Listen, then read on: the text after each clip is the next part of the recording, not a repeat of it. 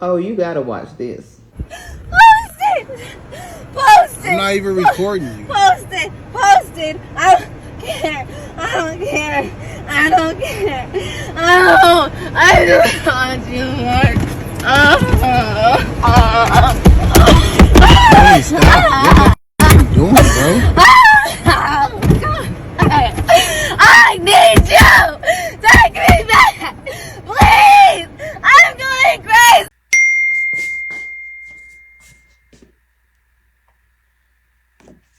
Okay. Oh, hell on. I'm tired of this already. Hey, cousin. What's going on?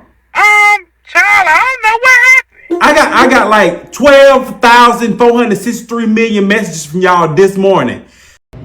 Attention, Walmart customers. Have a lovely day.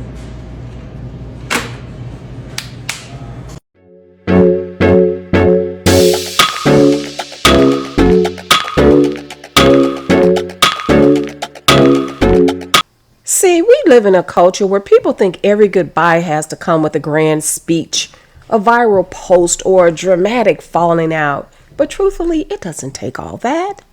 That's not peace. And if you're on a journey to protect your soft life, I'm talking about your sanity, your energy, your joy, then sometimes the best way to leave is without the noise, without the clapback, and without the chaos. Because not every ending needs fireworks. Some situations need a quiet walk away. Welcome back to Voice and Value. And if you're new here, go ahead and get comfy because we're about to discuss what I like to call the soft exit. And that's learning how to leave people, places, and things like jobs, friendships, or situations without burning down your peace in the process. Think about it. How many times have we stayed longer than we should have just because we didn't know how to leave quietly?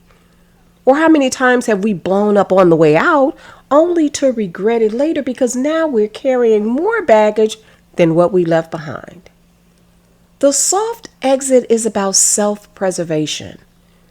It's about recognizing when a season is over and instead of fighting, explaining, or trying to justify, you simply move on. To be honest, a lot of us don't know how to walk away without leaving claw marks behind. And there are a few reasons for that. I think the biggest reason is ego. Sometimes we want the other person to know that they messed up, so we want to have the last word. You know, that mic drop moment. But then there's also fear. We're afraid they'll twist the narrative and if we don't defend ourselves, so we tend to over-explain. And let's not forget validation. Deep down inside, we want someone to acknowledge our hurt. So we perform the ending, hoping that they'll finally get it. That dramatic ending, if you will. But you want to know something? If they didn't get it during the relationship, they're not going to get it because you're left. Sorry you had to hear that from me. You see, a soft exit is for you, not for them. It's about preserving, not about proving, which is what most people tend to do. We feel the need to prove that we were right all along, that we're not the reason for the fallout, that we're the prize, and you're going to miss me when I'm gone. Let's walk through some real life situations, ones where a soft exit can literally save your peace. We'll start with friendships. Let's say you have this friend who started moving funny.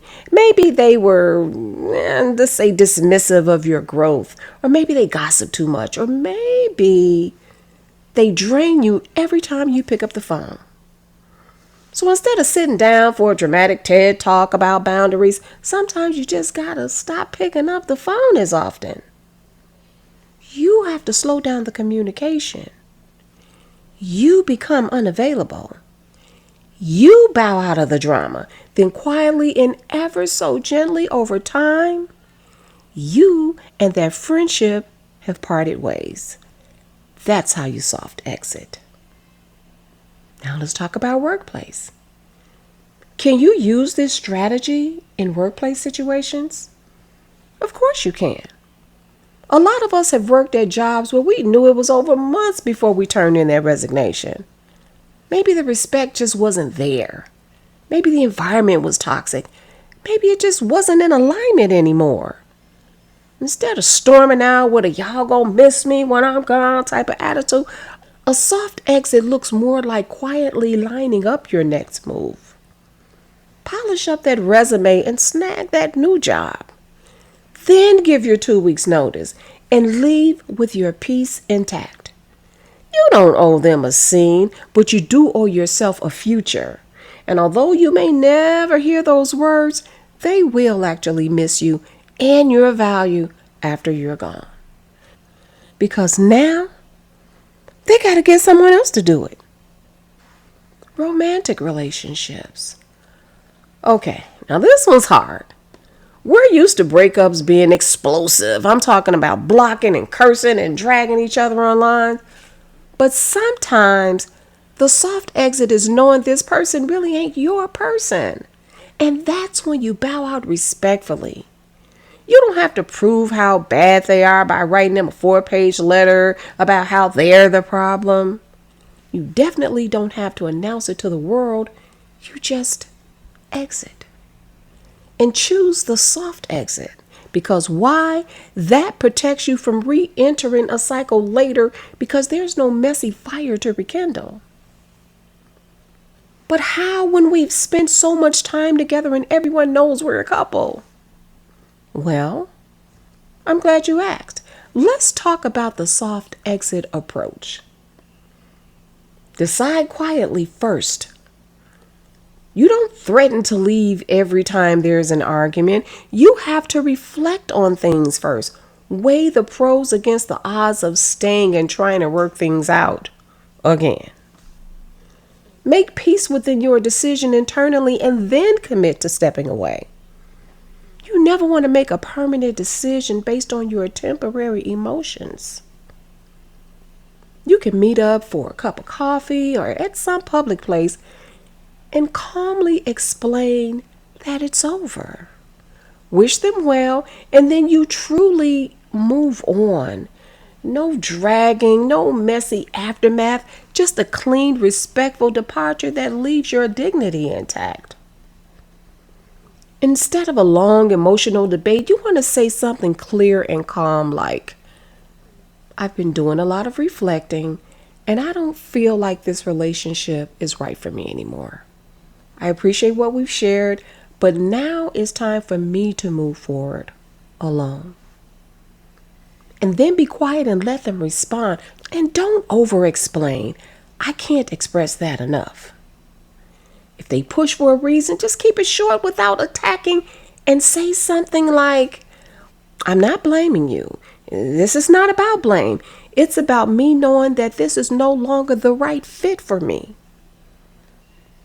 It's very important that you establish some firm boundaries after that. Don't keep going back and forth with those late night texts and calls or those closure conversations. The closure was you leaving the relationship, period. The soft exit is firm, but it's also gentle. You gotta leave the stage quietly. No subtweeting, no public rants, no group chats full of screenshots or receipts. You keep it private because the soft exit is about protecting your peace. Let's not forget that. We're not proving a point here. Don't let that get lost in translation. Family dynamics. Now there's a tough one, I'm not gonna lie. Sometimes family can be the hardest to walk away from, especially when the behavior is toxic. A soft exit here might look like limiting access. Not making it to every family gathering, not engaging in every argument, and not making yourself the default peacemaker. You're still present in love, you're just not available for the dysfunction anymore. That's a quiet but powerful boundary. And it's about as soft as it gets when you're dealing with family dynamics. Group interactions. Now let's talk about something a lot of us don't always know how to handle, and that's social media group interactions. Whether it's a group chat with friends, a Facebook group, a church group text, or even that family group me thread, sometimes it just gets to be too much. But truthfully speaking, not every group is meant for you forever. And a soft exit is really the best way to step away without causing unnecessary tension. A way to accomplish this is to first recognize your limits. If the group chat is overwhelming, negative, or just not adding value to your day, it's okay to step back from it. In fact, you should. But you should also leave without fanfare. You don't have to make a big speech. I'm leaving because y'all too damn messy and you're low vibrational. Well, dang, slow down, Jim Shoe. That's only going to stir up more mess. Before you post that loud message on your wall, a simple message like, hey y'all, I'm going to step back from this chat for a while, but wishing everyone the best. That's enough. Then you quietly exit. It's important to mute before you move. If you're not ready to fully leave, that's okay. But use that mute button. Sometimes you don't even need to leave. You just need to reclaim your peace by limiting how much noise you allow through your device.